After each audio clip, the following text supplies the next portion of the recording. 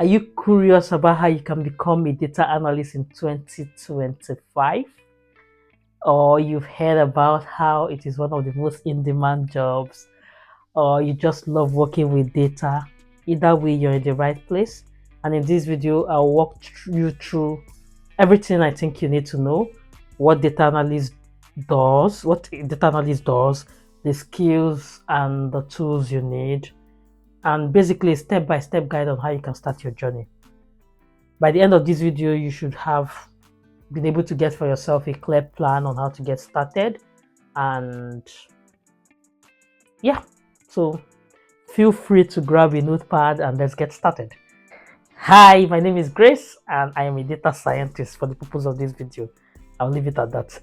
And today, like I already said in the introduction, I just want to put you through what you need to become a data analyst in 2025. What exactly does a data analyst do?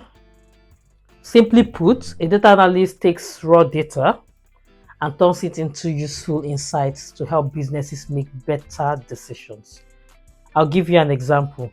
A data analyst at, say, an e-commerce company might have to analyze the sales data to figure out which products are selling the most or why customers are leaving or not buying as much as they should. The day-to-day work of a data analyst also involves data cleaning, data analysis, data visualization, and of course storytelling. I like to put it as data cleaning, data visualization, and storytelling, basically, because the data cleaning and analysis, I like to pair them together. But then when you clean data, you need to analyze data, and you can analyze data using tools like SQL and Python, and you can create visualizations using tools like Power BI, Tableau, ClickView, depending on what visualization tool the organization you work with uses. Currently, I'm working on a project where I'm using Mongo Charts, and that's my first time of using Mongo Charts for visualization. I feel like it's quite limiting because I still prefer Power BI. And if I am to advise you to pick one visualization tool to use, my advice would be Power BI. Why? Because it's more versatile, it's more universal, it's used by more organizations. Yeah. Let's talk about the skills you need to become a data analyst. First, you need data manipulation and analysis skills. Like I already mentioned, you need to learn SQL and Excel. Those two, SQL and Excel, they are like your bodies. You can't run away from both of them. For me, I think that those are the most essential tools for a data analyst. You use them for data manipulation and data analysis. And then when you want to visualize, I already mentioned my go-to will be Power BI, but you have other tools like Tableau. You could also use Python libraries like Matplotlib, which is for visualization, and even in R we have visualization tools too. You could use packages that you could use. So all this will help you to present your insights visually so that your stakeholders can better understand what you're trying to say. And if you have a bit of statistical knowledge, it will be an added advantage for you. Nothing extraordinary, nothing too advanced. Basic things like probability, averages and stuff of that nature. It will help you to make sense of your data. The skills you need, I talked of data manipulation and analysis, and you can achieve this using tools like SQL and Excel for working with your data. Data visualization, I already mentioned earlier. Power BI is the preferred one for me and what I would advise, but there are others like Tableau, ClickView, and the likes. You also even have Matplotlib, which is a library in Python that you could use for visualization.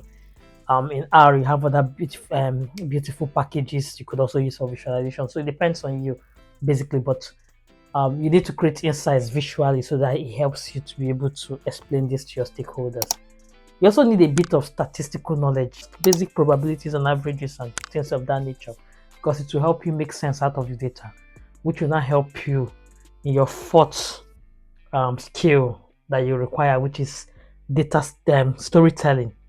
You should be able to explain your findings to non-technical people, in plain language, plain English, or whatever language you speak in your home country, plain French, plain meaning very simple. Being able to tell the story and explain your findings in Non-technical term, is a superpower which every data analyst should have. It makes you stand out, to be honest. And don't worry about trying to learn everything at once. In fact, you can't learn everything at once. You just end up getting frustrated or trying to feel like it's overwhelming, it's too much. So start with the basics and build from there. Always remember to say to yourself, if you have to every day, that this is a marathon, not a sprint. Okay? It's a marathon, not a sprint. So tools you need, I already mentioned most of them when I was talking about the skills you need. Python. Okay, then let me put Python at the below. Excel and SQL. Then you can now learn those ones first. Start from Excel, then SQL. Then if you feel you've learned enough of those ones, you can now, move step by step. Don't try to learn everything at the same time. Don't do that. Don't do that. It's dangerous for you. You will feel overwhelmed. You'll feel overloaded. So number one tool for querying databases is SQL. So that's why you should consider knowing that tool. Excel is old but gold. It's essential for quick data analysis.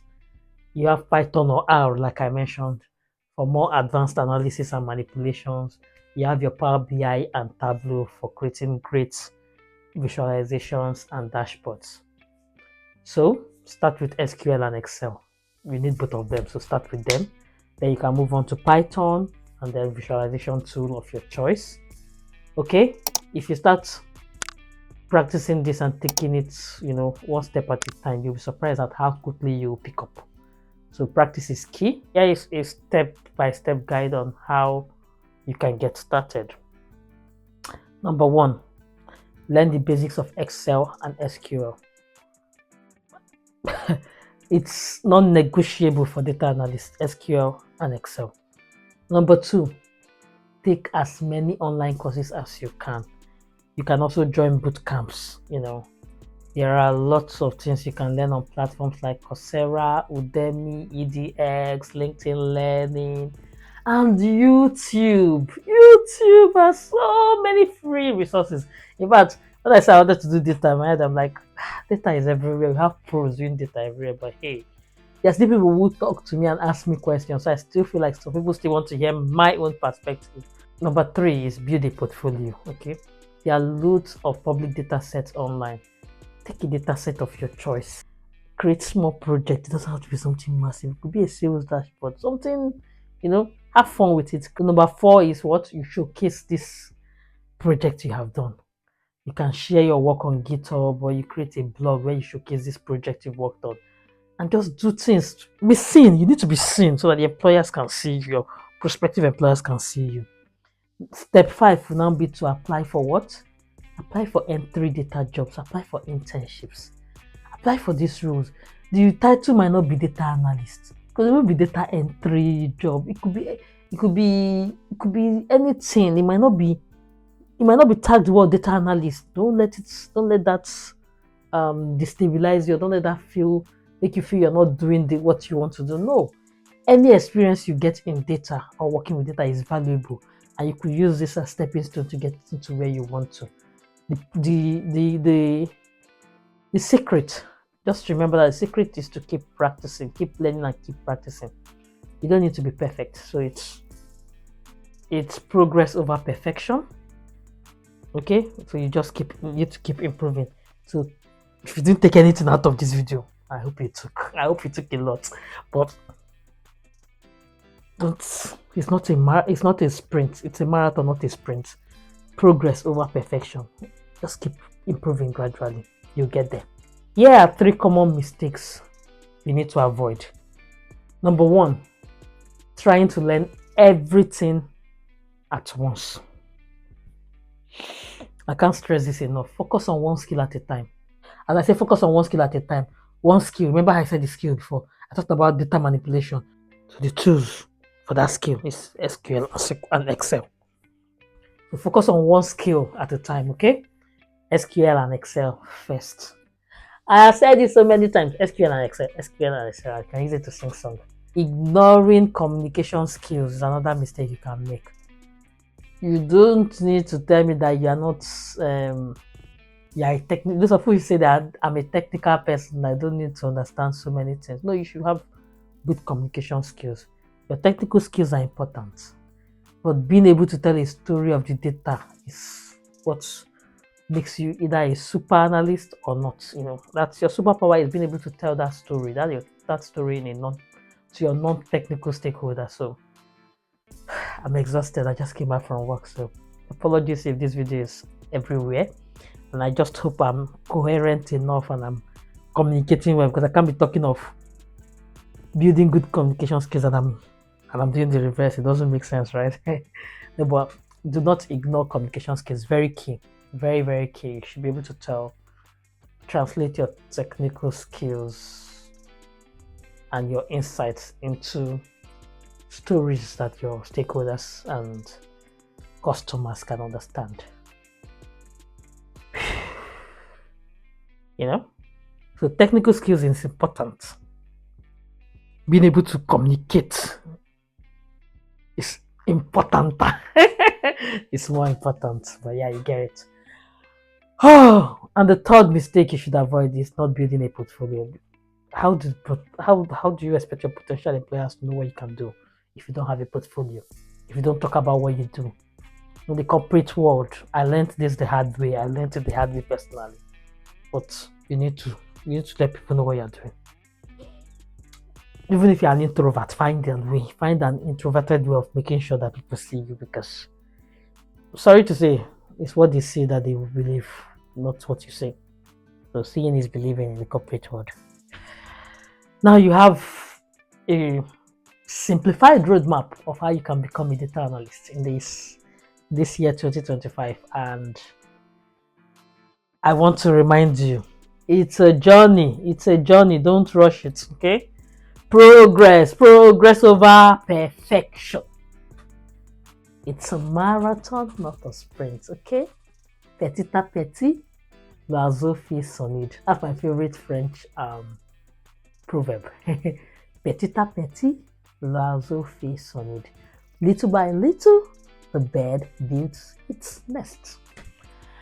So remember that I've taught you French today. So focus on building your skills step by step. You'll be surprised how far this will lead you. And if you have enjoyed this video and you've watched this part, even if you know what to this part, even if you just skip to this part, please give it a thumbs up, subscribe for more content, and let me know in the comment section what skills you'll be starting with first. Next week we'll talk about the roadmap to becoming a data scientist like I am. And yeah, I'll see you in the next one. Until then, stay graceful and remember, I love you.